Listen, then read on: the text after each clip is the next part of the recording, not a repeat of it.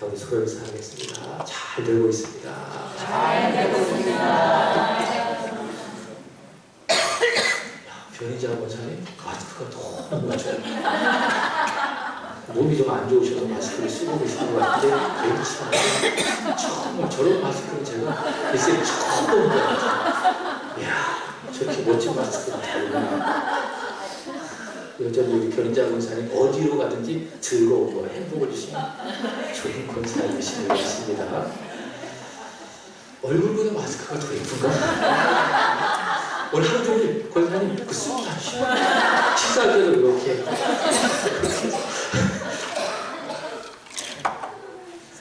여러분 웃고 삽시다. 웃으면 행복해집니다. 웃으면 복이 옵니다. 여러분 마더 테레사 수녀 아십니까? 알고 계시죠? 우리와 신앙이 다른 천주 교인이지만 45년 동안 빈민들을 돌보고 고아들을 돌보고 또 병자들을 돌보면서 예수님의 사랑을 몸소 실천한 분이십니다. 근데 이분이 이제 함께 일할 사람을 뽑을 때에 꼭 3가지 질문을 한다고 합니다. 첫 번째로는 잘 웃나요? 두 번째로는 잘 드시나요? 세 번째로는 잠 잘 주무시나요? 그 3가지를 묻는다고 합니다. 잘 웃으십니까? 잘 드십니까? 잘 주무십니까? 이 3가지만 잘 한다면 힘든 누군가를 돕는 데에 문제가 없다. 그렇게 판단한 겁니다. 그리고 한편으로는 사람의 행복의 기본적인 원칙은 뭐냐? 돈이 많은 것도 아니고 그렇다고 해서 좋은 사람들이 주변에 있는 것도 아니고 좋은 차를 타고 다니면서 좋은 집에 사는 것도 아니고 삶의 행복의 기본 원칙은 뭐냐? 잘 웃고 잘 먹고 그 다음에 잘 자고 이것을 이 마더 테레사 수녀는 행복의 기본 원칙으로 삼은 것이지 않을까라는 것을 해봅니다. 여러분 웃으시기를 바랍니다. 행복해서 웃는 것이 아니라 웃으면 행복해집니다. 우리 변희자 원사님 보고 다 웃으니까는 우리 행복해졌잖아요. 그죠? 그리고 여러분 잘 드시기를 바랍니다. 제가 지난주 토요일에 탈이 났잖아요. 그래서 밤새도록 토하고 아주 힘들었는데 제 아내가 그러더라고요. 앞으로 잘 먹고 뒤로 잘 보내고 그게 제일 감사의 조건이라고. 하나님이 그렇게 만드신 겁니다. 음식은 앞으로 들어가고 뒤로 나오게 하나님께서 만드셨는데 이게 안 된 거죠. 앞으로 먹었는데 뒤로 안 나오고 앞으로만 나오고 얼마나 괴롭겠습니까? 제가 그랬다고요.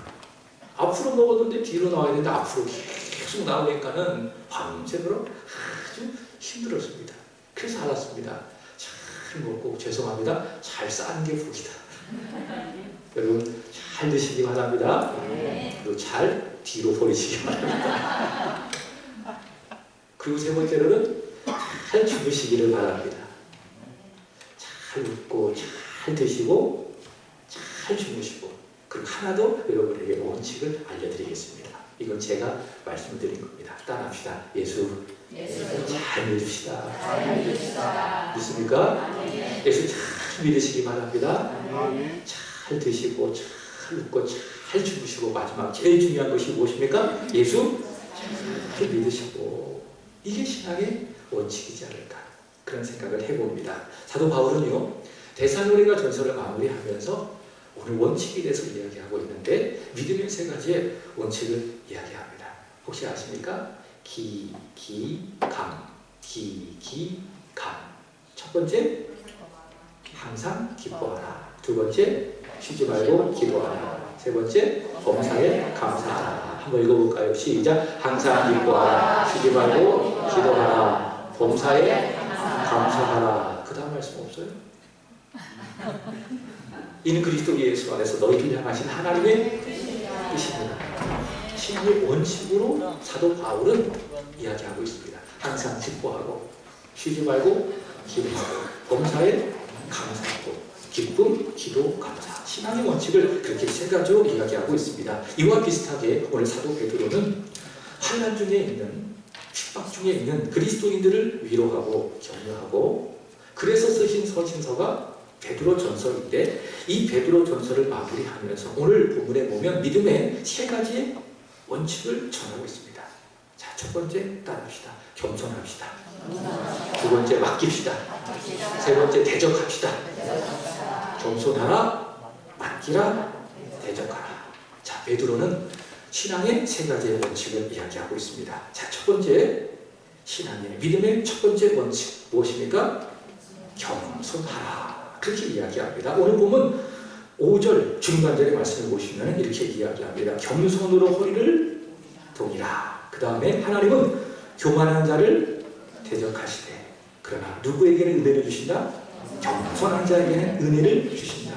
6절 시작. 그러므로 하나님의 능하신 손 아래에서 겸손하라. 때가 되면 너희를 높이시리라. 아멘.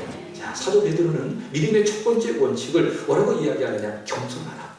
겸손에 대하여 이야기하고 있습니다. 다시 5절의 말씀을 보시면 베드로가 이야기합니다. 겸손으로 너희 허리를 동여라. 이렇게 이야기합니다. 사도 베드로는요, 예수님의 수제자였습니다. 그러니까 학급에 있으면 반장이라고 이야기할 수가 있겠죠. 저희 아이가 학급의 반장입니다. 하영이를 말하는 겁니다. 학급 반장입니다. 베드로로 말한다면 12사도의 반장입니다. 그러니까 예수님이 그만큼 신뢰하고 또 사랑했던 수제자가 사도 베드로입니다.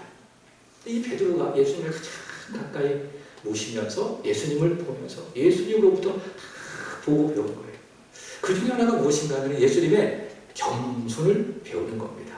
그래서 사도 베드로가 오늘 5절 말씀 속에서 서로 겸손으로 허리를 동이라 라고 이야기했을 때에 누구를 생각했는가 하면 스승이신 자신을 가장 사랑하셨던 예수님을 그 마음속에 떠올리는 거예요.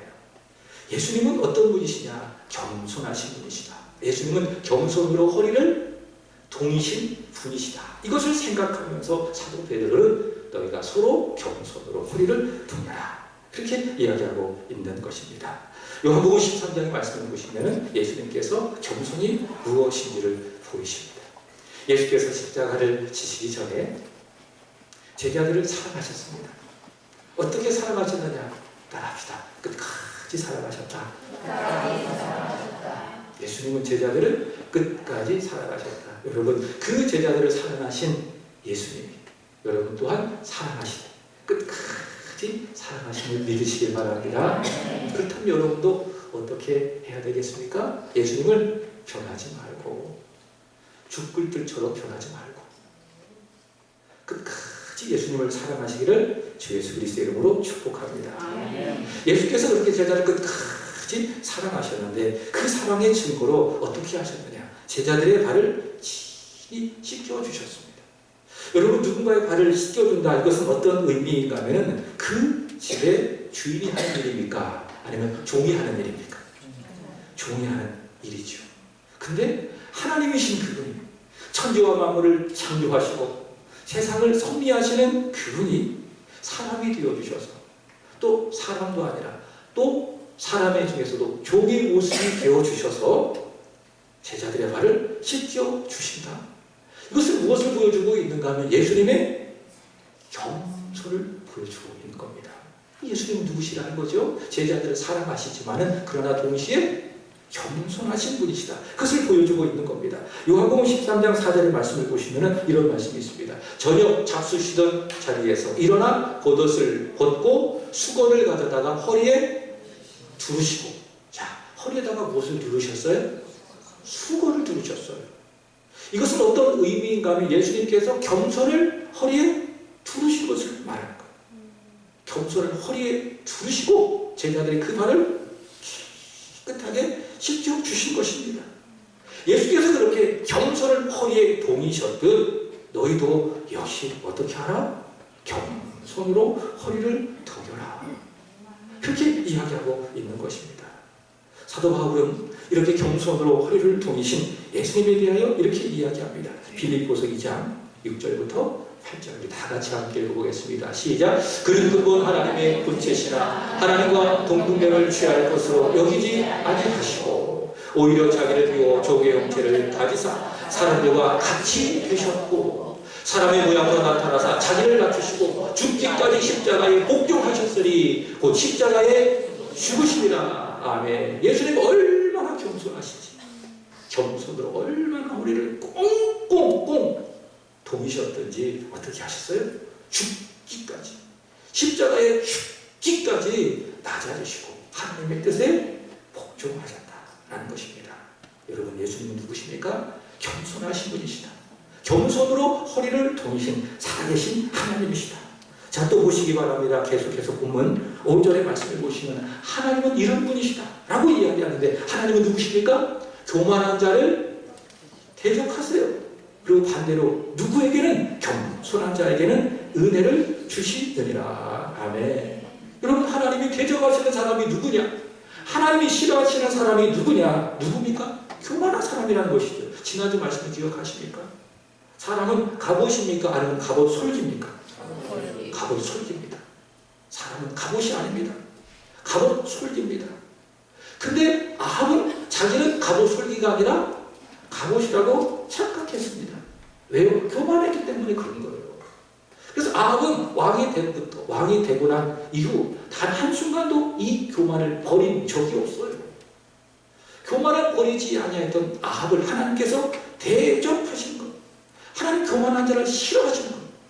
갑옷 솔기임에도 불구하고 갑옷인 척하는 사람을 하나님께서는 싫어하신다. 그러나 반대로 하나님, 나는 갑옷이 아닙니다. 내가 가지고 있는 것은 갑옷들이 아닙니다. 그것들이 나를 지켜주지 못합니다. 나는 갑옷이 아니라 나는 갑옷 솔기입니다. 이렇게 고백하고 하나님께 달려가고 하나님께 의지하고 하나님의 품을 파고들며 하나님의 은혜를 겸손하게 구하는 그 사람에게 하나님께서 어떻게 하신다고요? 은혜를 주신다. 믿습니까? 하나님은 교만한 자를 대적하십니다. 반대로 하나님은 겸손한 사람에게 은혜를 주심을 믿기를 바랍니다. 야고보서 4장 6절은 이렇게 이야기합니다. 함께 읽어보겠습니다. 야고보서 4장 6절 시작. 그러나 더욱 은혜를 주시나니 그러므로 이르렀으되 하나님이 교만한 자를 물리치시고 겸손한 자에게 은혜를 주신다 하였느니라. 아멘. 믿습니까? 여러분, 초대교회 교부가 있습니다. 어거스틴에 관한 이야기입니다. 아우구스티누스 또는 어거스틴. 어느 날 제자들이 이 어거스틴에게 물었습니다. 선생님, 그리스도인, 구원받은 그리스도인에게 있어서 삶 속에 최고의 덕목이 있다면 무엇이라고 생각하십니까?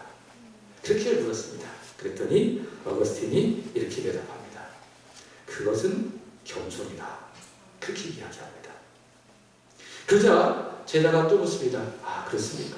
첫 번째가 겸손이라고 한다면 그렇다면 두 번째는 무엇입니까? 그랬더니 어거스틴이 이렇게 이야기합니다. 두 번째도 겸손이다.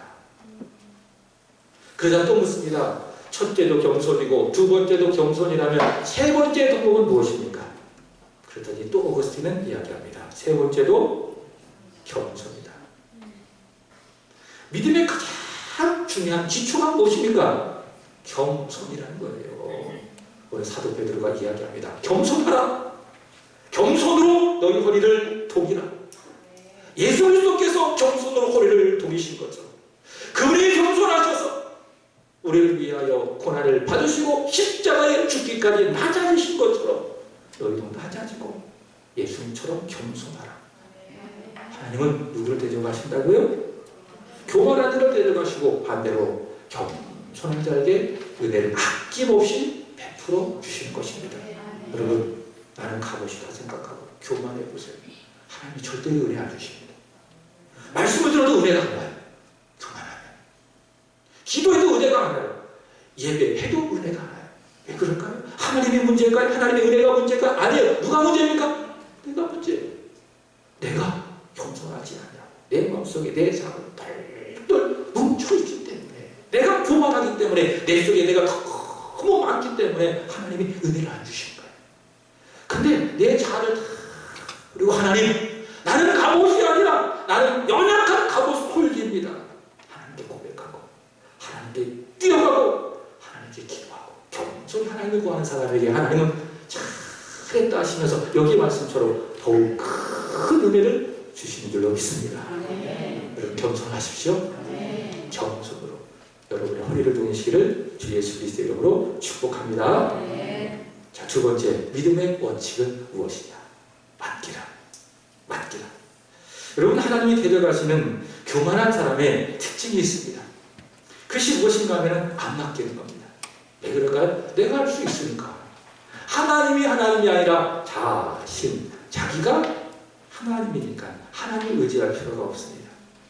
교만한 사람은 하나님께 맡기지 않습니다. 내 힘으로 하려고 합니다. 그러나 겸손한 사람은 그렇지 않습니다. 나는 갑옷이 아니라 갑옷 솔김을 믿기 때문에 하나님을 의지합니다.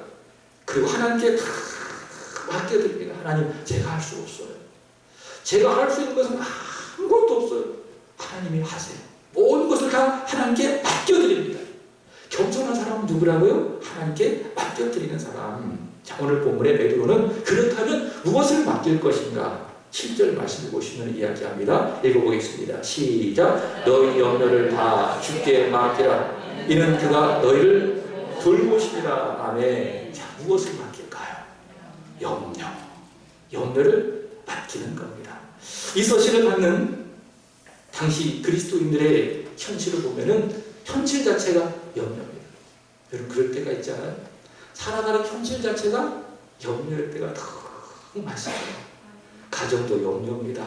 자녀를 봐도 염려입니다. 직장에 가도 염려거리가 너무 많습니다. 그러나 여러분 따라합시다. 염려는 기도 제목이다. 믿습니까? 염려로 받잖아요. 그걸 스트레스가 되는 거예요. 괴로운 거예요. 나의 장을 빼앗아 가는 거예요. 그러나 염려를 기도 제목으로 삼잖아요. 그 마음에 평안이 찾아옵니다. 하나님이 해결해 주실 거라 믿기 때문에.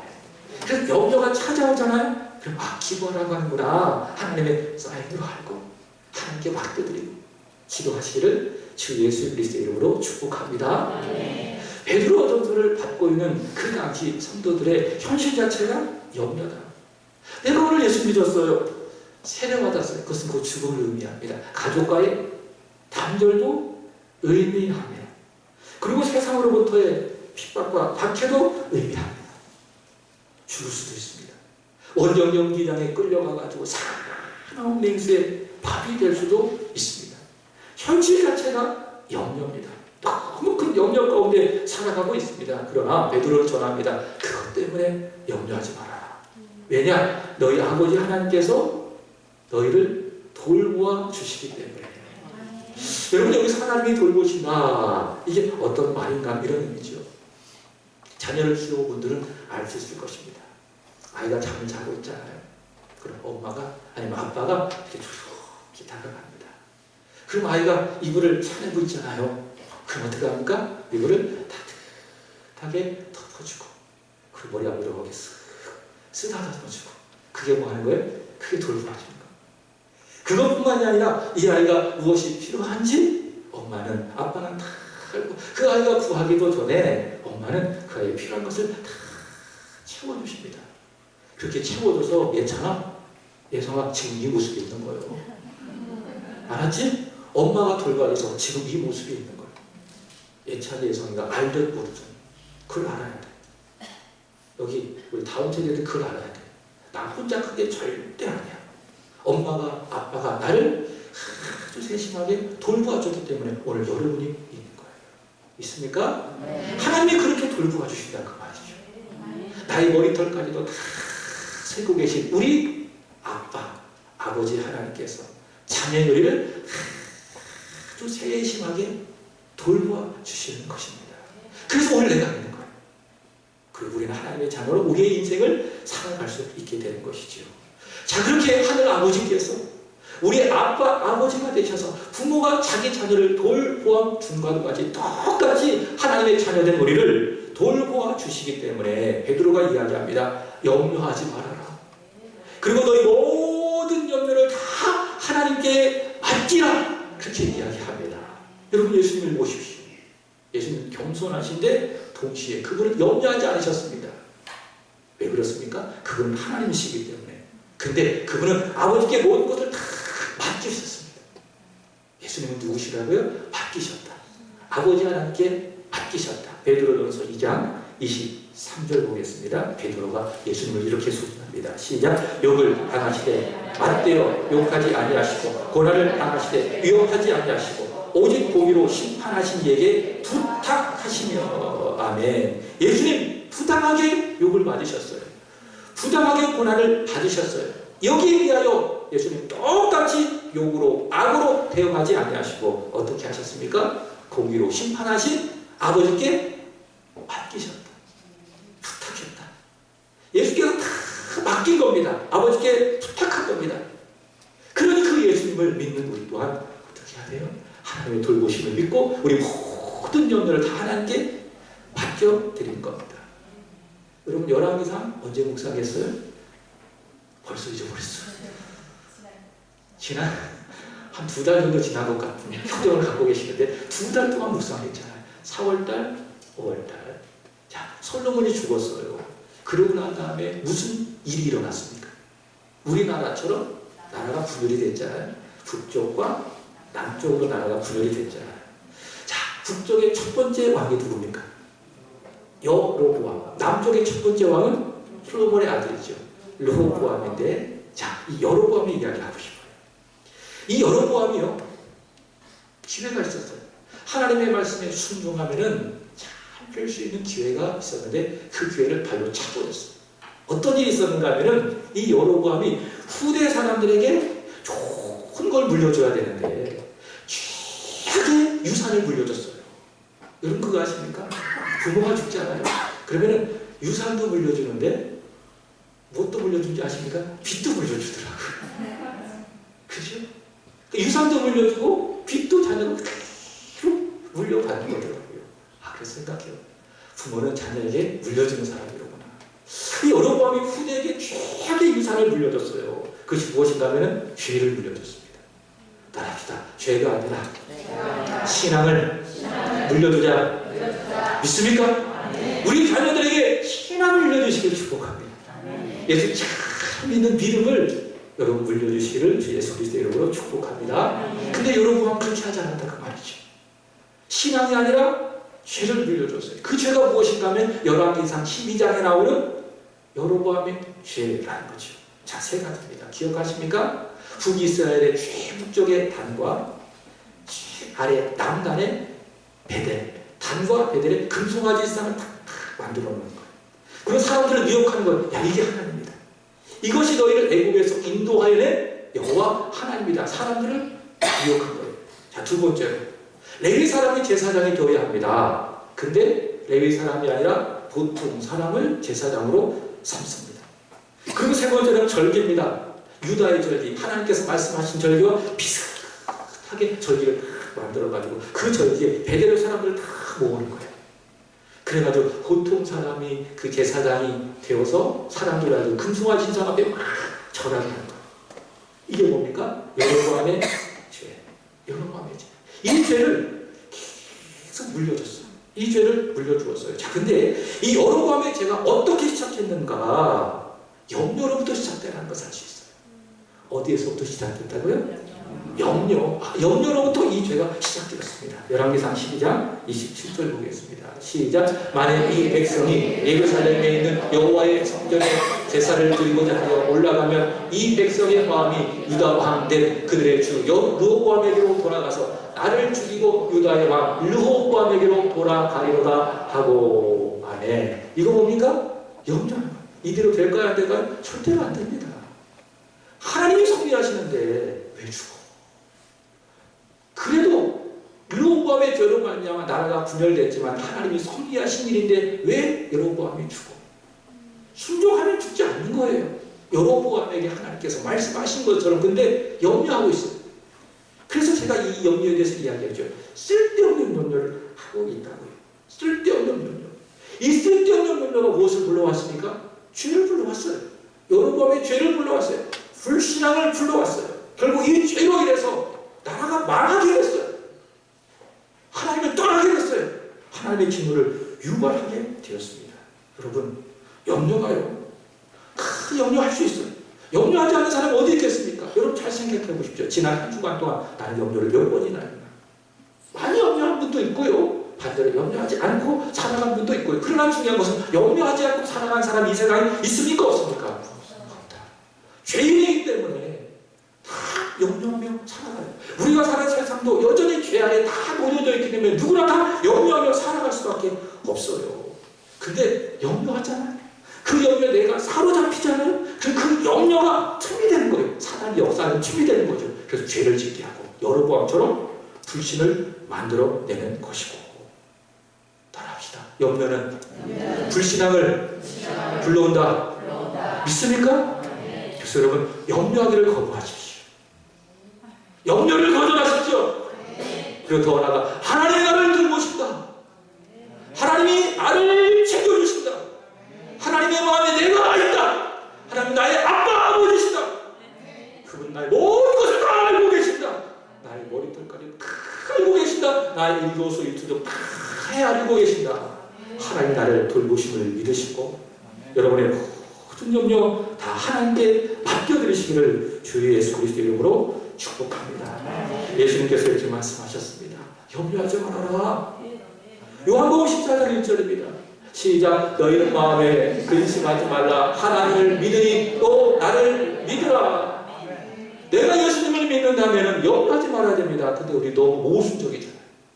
여러분 예수님 믿으십니까? 그러면서 염려해요. 이게 얼마나 큰 모순 아니겠습니까?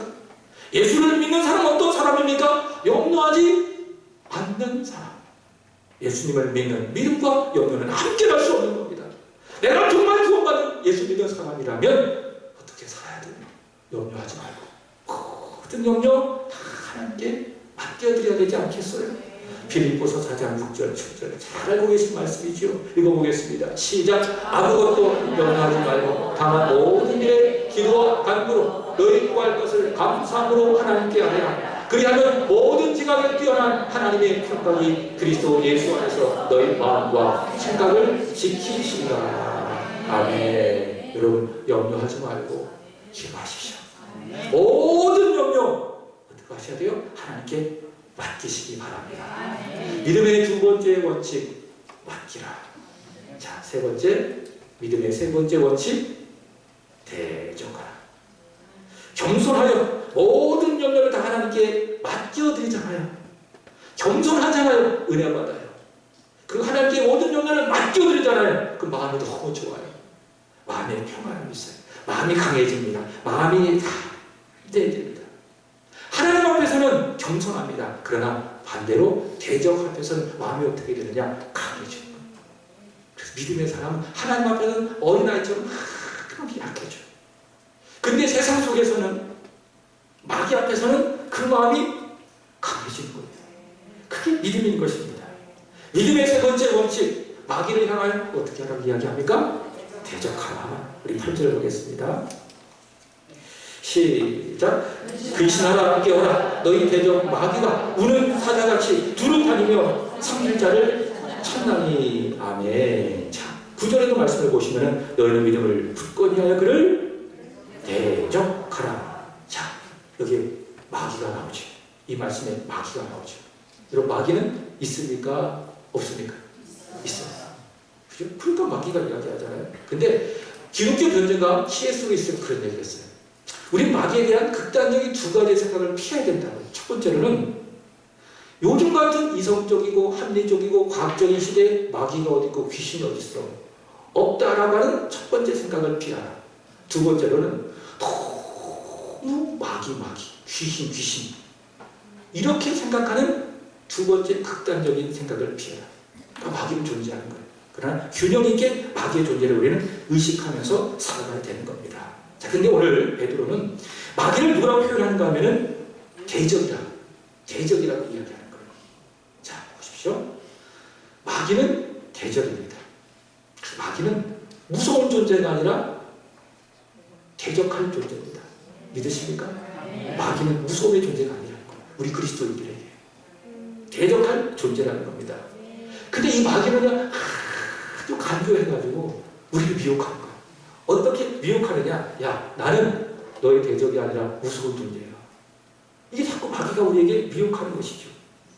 요즘 영화나 드라마를 보십시오. TV를 보십시오. 마귀가 대적할 존재로 나옵니까? 아니면 무서운 존재로 나옵니까? 무서운 존재로 나오잖아요. 그죠? 다 무서워요. 마귀는 무서운 존재예요. 귀신은 아주 무서운 존재로 표현합니다. 이게 다 뭐예요? 마귀의 미혹에 넘어간 거예요. 근데 그게 아니라는 것이죠. 마귀는 두려운 존재가 아니라 대적할 존재. 근데 사람들이 그렇게 이 마귀의 농락을 당해가지고 미혹을 당해가지고 마귀를 무서워하면서도 돈 주고 그 마귀 영화를 보러 가. 귀신 영화 확 보러 가. 그럼 확 즐기잖아요. 그죠? 마귀는 어떤 존재입니까? 대적할 존재라고 이야기합니다. 그래서 이야기합니다. 마귀는 너희의 대적이다. 믿음을 굳건히 하여 마귀를 대적하라. 예수님을 보십시오. 예수님 마귀를 어떻게 하셨어요? 대적하셨어요. 마귀는 구원의 대상이 아니에요. 이 세상은 구원의 대상이에요. 사람들은 구원의 대상이에요. 그러나 마귀는 구원의 대상이 아니에요. 구원의 대상이 없기 때문에 세상이 사람들이 예수님께서 그들에게 복음을 전하신 거예요. 근데 반대로 마귀는 구원의 대상이 아니에요. 멸망할 존재예요. 영원한 지옥으로 떨어질 존재예요. 하나님의 대적이에요. 그래서 예수님께서 어떻게 하셨습니까? 마귀를 대적하신 거예요. 마태복음 4장에서 예수께서 마귀를 대적하셨어요. 사람은 떡으로 사는 것이 아니라 하나님의 말씀으로 사는 것이다. 말씀으로 마귀를 대적하세요. 주 너의 하나님을 시험하지 말라. 주 하나님만을 경배하고 섬겨라. 예수님께서 마귀를 대적하셨습니다. 요한에서 3장 8절입니다. 예수께서 왜 오셨느냐? 마귀를 대적하여 마귀를 멸하시기 위하여 오셨다. 읽어보겠습니다. 시작. 죄를 짓는 자는 마귀에 속하나니 마귀는 처음부터 범죄하니라. 하나님의 아들이 나타나신 것은 마귀의 일을 멸하려 하시니라. 아멘. 예수님 왜 오셨다고요? 마귀 짓을 멸하기 위해서 오셨다고요. 그게 예수님이세요. 예수님의 모든 삶이 다 마귀를 대적하고 마귀를 멸하는 일이에요. 그게 십자가예요. 그게 부활이에요. 마귀의 일을 멸하는 것이. 그러므로 그 예수를 믿는 우리도 마귀를 두렵게 생각해서는 안 돼. 귀신을 무서운 존재로 생각해서는 안 돼. 무서워 이렇게 하지 말고 어떻게 해야 돼요? 대적하는 거예요. 베드로가 이야기하는 거죠. 9절. 너희는 믿음을 굳건히 하여 예수를 믿는 믿음을 굳건히 하여 마귀를 대적하라. 자, 그렇다면 어떻게 마귀를 대적할 것인가? 이게 오늘 숙제인데, 자, 두 가지로 말씀드리고 싶습니다. 첫 번째는 거짓말하는 것. 여러분 거짓말하잖아요. 그럼 그게 마귀한테 지는 거예요. 마귀는 누굽니까? 거짓말하는 겁니다. 요한복음 8장 44절에 의하면 그 속에 진리가 없어요. 무엇이 있습니까? 거짓이 있어요. 그래서 모든 말이 다 거짓입니다. 제가 말씀드렸죠? 입벌부. 입벌부가 뭐예요? 입만 벌리면 불화를 친다. 그게 입벌부예요. 그게 마귀가 하는 짓거리예요. 마귀는 다 뭐예요? 거짓말. 근데 내가 거짓말 하잖아요? 그럼 마귀한테 지는 거예요. 거짓말하는 것을 틈을 타서 마귀가 내 안에 역사하는 거예요. 그래서 거짓말하지 마십시오. 참된 것을 말하십시오. 바울이 이렇게 이야기했습니다. 에베소서 4장 25절부터 27절 한번 쭉 읽어보겠습니다. 에베소서 4장 25절부터 27절 시작. 그런즉 거짓을 버리고 각각 그 이웃과 더불어 참된 것을 말하라. 이는 우리가 서로 지체가 되리라. 분을 메어도 죄를 짓지 말며 해가 지도록 분을 품지 말고 마귀에게 틈을 주지 말라. 자, 마귀는요, 자, 오늘 8절의 말씀처럼 우는 사자처럼 삼킬자를 찾아다니는 거예요.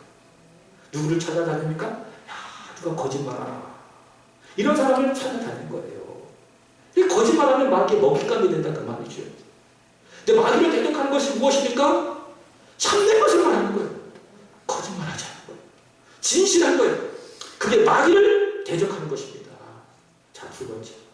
하나님의 전신갑주를 취하는 것입니다. 에베소서 6장 13절부터 18절. 먼저 6장 13절 시작. 그러므로 하나님의 전신갑주를 취하라. 이는 악한 날에 너희가 능히 대적하고 모든 일을 행한 후에 서기 위함이라. 아멘. 하나님의 전신갑주를 취하라. 그게 마귀를 대적하는 겁니다. 내가 마귀 이긴다? 적극적으로 무엇인가 움직이는 어떤 움직임이 아니라 하나님의 전신갑주로 무장하면 그게 뭐예요? 그 자체가 마귀를 대적하는 거예요.